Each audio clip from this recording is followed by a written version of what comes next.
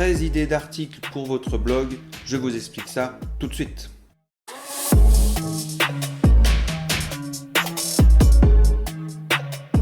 Bonjour à tous, bienvenue pour ce nouveau podcast de lweb.fr. C'est Pascal et aujourd'hui on va parler de 12 ou 13 plutôt idées d'articles pour votre blog.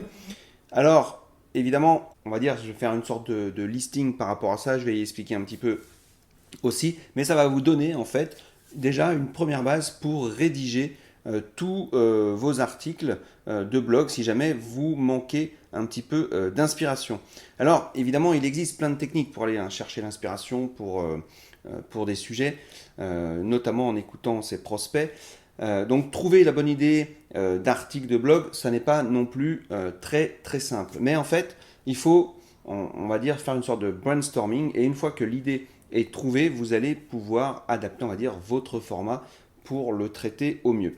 Alors la première, on va dire, type d'article que vous pouvez faire, c'est les articles de type liste. Donc 10 questions à se poser avant d'eux, 15 outils pour générer, se lancer en 5 étapes. En gros, grosso modo, c'est le podcast que je suis en train de faire. Je pourrais exactement le faire le même, sauf en le mettant sur mon blog. Ok, donc type liste 1, l'article type liste 2, machin. Voilà, ça c'est l'article liste, c'est assez clair. Les enchaînements sont plutôt petits et dynamiques. Et donc c'est un format qui peut vraiment s'adapter à tous les sujets. Je vous conseille, lorsque vous faites un article de type liste, de donner des chiffres. Par exemple, là, comme je viens de faire, 13 idées d'articles pour votre blog. Ok, je ne sais pas, 5 façons de perdre du poids, etc. Ok, donc ça, c'est le premier type d'article, donc la liste. Et l'avantage, c'est très simple à rédiger. Et ce type d'article, il se partage très bien sur les réseaux et apporte évidemment pas mal de trafic. Ensuite, le numéro 2, c'est l'article type tuto. D'accord, donc tutoriel. C'est également quelque chose qui est important à faire. Vous pouvez le faire soit en faisant des captures d'écran, etc., en expliquant, soit par vidéo. Vous pouvez faire les deux, mixer les deux. Par contre, ce qui est très important pour les articles tutoriels, c'est vraiment de bien détailler son plan pour clarifier l'article au maximum, parce que le but d'un tuto, c'est d'être le plus clair possible et que les personnes n'aient pas à vous poser de questions. Il faut qu'ils arrivent à le faire à faire ce que vous proposez en autonomie. Et mettre de nombreuses images donc, ou captures d'écran de ce que vous voulez illustrer. Alors aujourd'hui, les tutos de plus en plus se font par vidéo, notamment par YouTube. Ça ne vous empêche pas, pour gagner également du trafic, de le faire en écrit. Aujourd'hui, moi, je sais que je préfère voir quelque chose de en vidéo, que par écrit. Mais des fois, il n'y a pas le choix. Okay, donc, l'avantage, c'est vraiment que vous pouvez expliquer quelque chose en détail, prendre le temps d'apporter de la valeur à vos prospects et de se positionner en fait en tant qu'expert. Le numéro 3, l'article type produit. Dans cet article, on peut mettre en valeur une sorte de facette de votre produit et de voir comment il répond à une problématique de vos clients. Alors, vous pouvez le faire notamment si jamais vous vendez quelque chose ou vous avez essayé quelque chose. On verra après, c'est dans plutôt la comparaison. Mais dans cet article, on peut mettre en valeur une facette de notre produit et en fait pouvoir en parler un petit peu comme les influenceurs, si vous voulez, le mettre en valeur et se dire, ok, bah ça c'est bien, ça c'est pas bien. Par exemple, je ne sais pas, vous êtes un passionné de survie, vous dites, bah voilà, j'ai acheté ce bracelet de survie là, vous voyez, en paracorde, il y a un sifflet, il y a une pierre à feu, il peut faire comme ça marche comme ça, etc.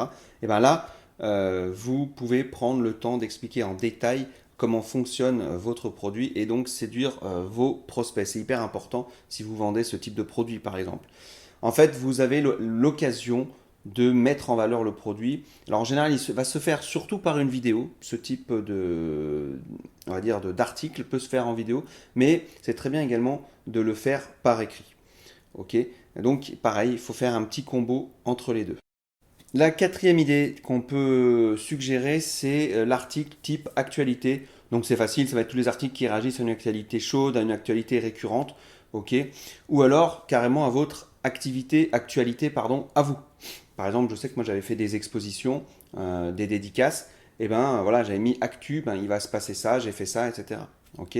Et puis, sinon, si ça ne vous concerne pas directement, mais que ça concerne votre thématique, par exemple, je ne sais pas moi, vous êtes dans le webmaster spécialisé WordPress, vous allez pouvoir parler de l'actu, de la nouvelle mise à jour de WordPress, par exemple. Voilà. Et donc ça, c'est très simple pour attirer du trafic sur son site internet. Et ce type d'article, en fait, il augmente votre visibilité sur les réseaux sociaux. Et c'est vraiment des articles qui sont utiles parce que vous allez pouvoir vous appuyer sur des grands moments pour vos prospects qui vous suivent et on peut en fait sans énormément d'efforts recycler un contenu pertinent régulièrement et vous pouvez en proposer du coup la lecture à chaque fois au bon moment. Alors les articles type partage d'opinion ou prise de position. Alors, ce type d'article, c'est pas mal parce que justement, ça peut faire le buzz, ça peut lancer des débats, ça peut créer des commentaires. Voilà, bon, après, chacun gère ce type d'article à sa façon. Rester éthique, moi, c'est mon conseil. Mais après, voilà, ça peut vraiment partir en vrille, comme ça peut être intéressant, mais en tout cas, ça va faire du buzz, ça va créer du trafic. Et si on va dire, votre partage d'opinion ou prise de position peut faire mouche, et ben, tant mieux pour vous. Donc ça, c'est vraiment un avantage, le fait de donner son opinion, c'est d'affirmer son expertise et en fait d'apporter des réflexions intéressantes à vos prospects. Et c'est également faire preuve de personnalité, et ça, c'est souvent très apprécié. Alors après, il y en a qui vont aimer, il y en a d'autres qui vont pas aimer. Vous pouvez également lancer un débat sans forcément prendre position, en disant, ben voilà, il se passe ça, il y a ça, et de l'autre côté, il y a ça, qu'est-ce que vous en pensez? Voilà, ok. La sixième idée, c'est l'article d'avis expert, entre guillemets, ou guest blogging, on appelle ça. Donc c'est gagnant-gagnant, en fait, vous allez faire un article, c'est un peu les articles invités, vous allez demander à un expert d'un domaine particulier, je vois, vous allez faire une interview, ou j'en sais rien, ce genre de choses-là, et il va donner son avis, et donc comme la personne est connue, ben, vous allez pouvoir récupérer du trafic grâce à ça. Moi, je l'avais fait dans mon blog Au Coin de l'Art.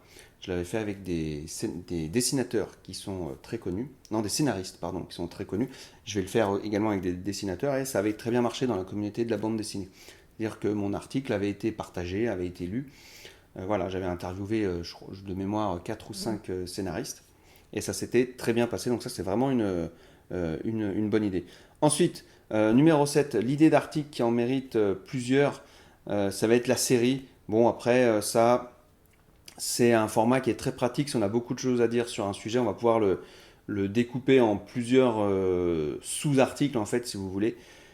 Si on parle de musculation, par exemple, si on prend l'exemple de la musculation, dans la musculation, vous n'allez pas faire un article, première partie sur le dos, sur les épaules, la deuxième partie sur, je sais pas moi, les jambes, etc. Voilà, à chaque fois, ça va se décliner. Donc là, vous allez à chaque fois faire comment, je sais pas moi, comment faire de la musculation, comment muscler son dos par exemple, comment avoir des gros bras, comment muscler ses jambes, et à chaque fois vous allez les décliner, ça va se décliner vers d'autres articles. Mais c'est vraiment, vous pouvez partir sur une série, c'est-à-dire bah, série musculation, aujourd'hui voilà comment muscler votre corps, il y aura une série d'articles, tac, tac, tac, tac, tac. Voilà, donc ça c'est l'avantage, c'est que bah, ça peut faire un récapitulatif sur tous les sujets que vous allez traiter de la thématique, vous allez pouvoir faire des liens internes, vous allez faire vraiment une sorte de guide complet, c'est-à-dire, et là Google il va vraiment comprendre que votre contenu et vos articles font partie d'un ensemble et ça va vous booster votre référencement. Ensuite, le numéro 8, c'est l'article type comparatif. Donc, bah, vous allez comparer différents produits, différentes offres, différents services, etc. Ça, c'est pas mal. Essayez quand même de parler de ce que vous connaissez vraiment. Vous avez testé tel logiciel contre tel logiciel. Pourquoi c'est mieux, pourquoi c'est pas mieux, etc. Les avantages, les inconvénients, bref, la facilité de prise en main. Moi, j'avais fait ça j'avais fait une vidéo j'avais comparé WordPress par exemple et Wix. Vous pouvez la retrouver ici d'ailleurs. Alors c'est une vidéo, c'est pas un article, mais on peut le mettre exactement la même façon sur un article. Et en général, ça marche pas mal justement.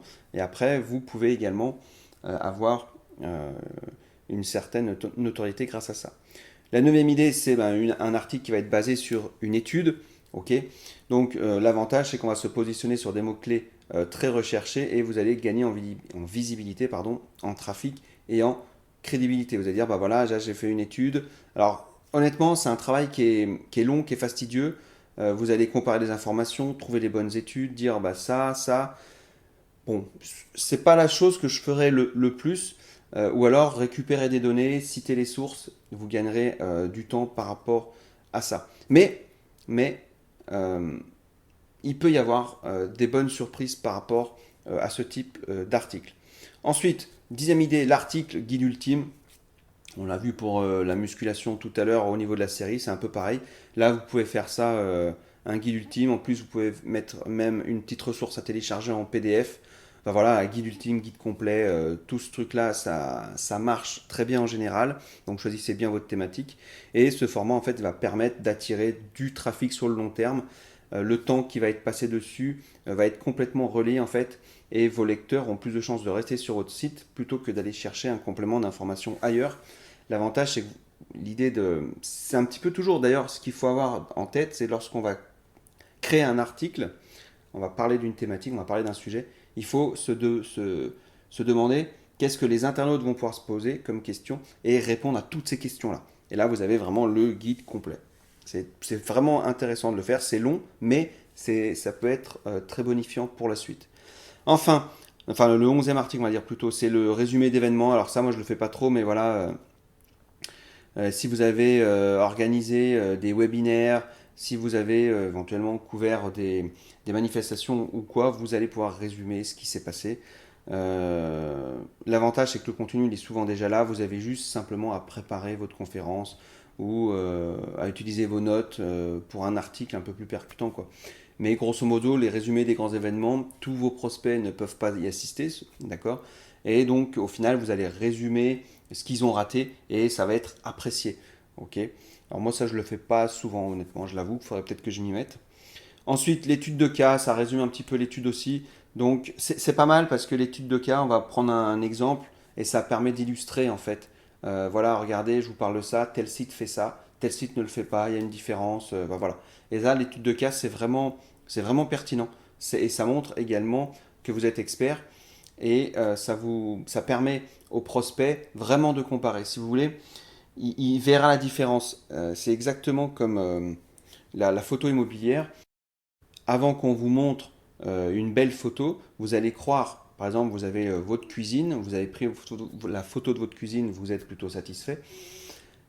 Et vous dites, bah non, j'ai pas besoin d'un photographe immobilier, machin, etc. Ma photo est très bien. Et en fait, on fait la même photo de la même pièce faite par un photographe professionnel, par exemple. Et bien là, vous allez voir la différence. Vous allez dire, ah oui, effectivement. En fait, tant qu'on n'a pas vu cette différence-là, on n'est pas capable de voir qu'il y a une réelle différence de qualité. Et bien c'est pareil pour l'étude de cas. L'étude de cas, ça va vous permettre de dire ah ouais, effectivement, j'avais pas percuté qu'il met sa proposition de valeur ici, par exemple, si on parle de hiérarchisation visuelle, il met telle couleur, etc. Et l'étude de cas va permettre de prendre conscience de certaines choses.